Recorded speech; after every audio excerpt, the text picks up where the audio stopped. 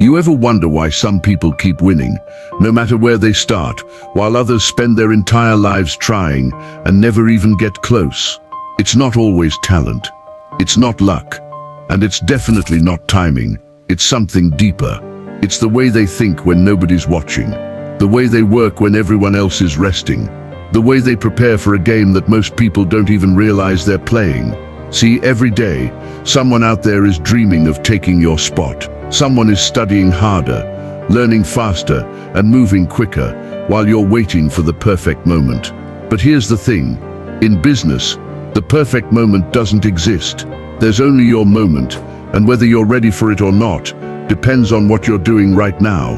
Hey, if you're into real down-to-earth money talks and mindset shifts that actually teach you something, go ahead and hit the like button, subscribe to the channel, and turn on the notification bell. So before you tell yourself that success is about luck or connections, let me stop you. Because the truth is, success has a brutal side that most people don't want to talk about.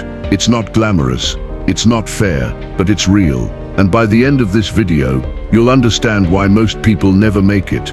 Not because they're unlucky or untalented, but because they underestimate the one skill that separates the winners from everyone else: the ability to outlearn, outwork, and outthink every single person around them. Point 1. Outwork everyone.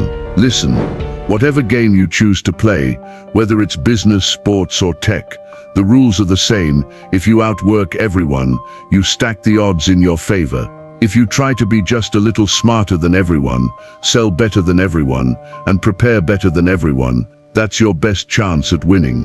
Because here's the truth: if you don't do it, someone else will. I always tell people, work like someone's out there spending 24 hours a day, trying to take it all away from you. Because trust me, someone is. Point 2. Why most people fail. You want to know why people fail?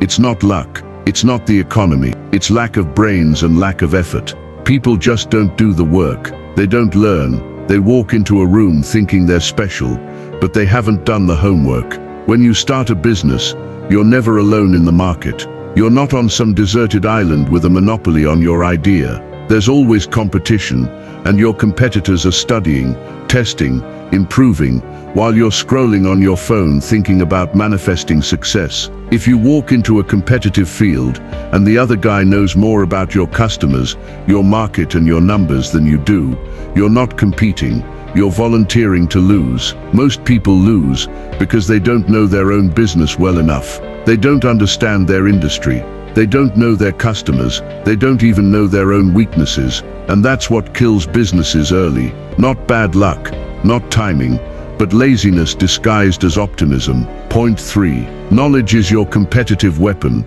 If you're competing against me, you better know your stuff, because you're not going to outwork me. And if I know more about the business than you do, it's game over. That's why I keep learning. Even now, every single day, I'm reading, listening, asking, and absorbing. Because here's something people don't talk about enough. Ignorance kills faster than failure. If someone else knows more than you about your product, your audience, your strategy, they'll take you out. So yeah, I'm paranoid. I should be. The best kind of paranoia isn't fear of losing, it's fear of being outlearned. Point 4. Healthy paranoia is smart strategy. Every business owner should ask themselves this question: if I wanted to destroy my own company, how would I do it? Because that's exactly what your competitors are trying to figure out. There's always someone trying to take your spot, your customers, your ideas. When I was judging a college business competition, I saw young founders being dismissive about their competition, as if they were the only ones with a good idea. Big mistake. The moment you underestimate your competition, you're already halfway to losing. A healthy dose of paranoia keeps you sharp. It forces you to innovate before someone forces you out. If you're getting value from this message and you want me to continue, like, subscribe, and turn on the notification bell. I drop messages like this every day to build your mindset and finances. Thank you. Let's continue. Point 5. The truth about education. Now let's talk about college. People love to say, forget school, drop out, be the next Zuckerberg. Sure, If you're a genius with laser focus and you already know how to learn fast, maybe. But for most people, if you don't understand accounting, you're already behind. You can hire an accountant, sure, but if you can't understand what they're telling you, you're flying blind. Your accountant might say, you're profitable, while your bank balance is heading south. That's how businesses die. So yes, go to school, or at least learn the language of business, accounting, finance, marketing, sales. You can learn it online, at a community college, wherever, but learn it, because that's the foundation. And honestly, the most valuable thing I learned in college wasn't accounting or marketing. It was how to learn, because the only constant in business is change. If you can't adapt, you'll be replaced by someone who can. Point 6. Building momentum. Every entrepreneur wants to grow fast, but growth doesn't happen because you want it. It happens because you earn it. First, know your skill set, then know where it fits in the market. Some businesses are a slow grind, some take off overnight. You have to understand your cycle and move with it. When I bought the Dallas Mavericks, we had no season ticket holders, none. So what did I do? I grabbed a phone book, the white pages, and started calling people myself. Hey, this is Mark Cuban, the new owner of the Mavericks. Want to come back and be part of the future? No script, no fancy strategy, just old-fashioned hustle. Because if I'm not willing to make the calls, how can I expect my team to? Leadership isn't about giving orders, it's about setting the standard. If your people see you working harder than anyone else, they'll match your energy. Point 7. Born or built? People ask, are entrepreneurs born or made? I think some of us are wired for it, just like some athletes are wired to jump higher or run faster, but wiring isn't enough. You still have to work your wiring.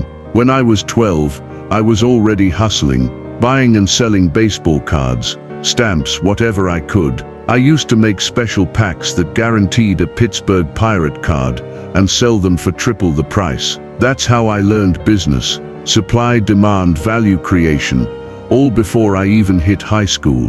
But guess what? Even then, I didn't succeed because I was special. I succeeded because I worked harder than everyone else at it. So when people ask, what's the number one reason people fail? I always say the same thing: lack of brains and lack of effort. They don't learn, they don't prepare, they don't outwork anyone. They just hope things work out. And hope is not a business plan. So tonight, before you go to bed, ask yourself this: if someone wanted to take everything I've built, my business, my dream, my vision, what would they do? And then tomorrow morning, get up and do those things before they do. If this video brought you value or stirred something in you, give it a like, subscribe and share it with someone who needs to hear this. Don't just watch and go away. Drop your thoughts in the comments section. I'd love to hear what stuck with you the most. Success doesn't go to the smartest person in the room. It goes to the one who never stops learning, never stops working, and never stops believing that they can win. I'll see you on the next one.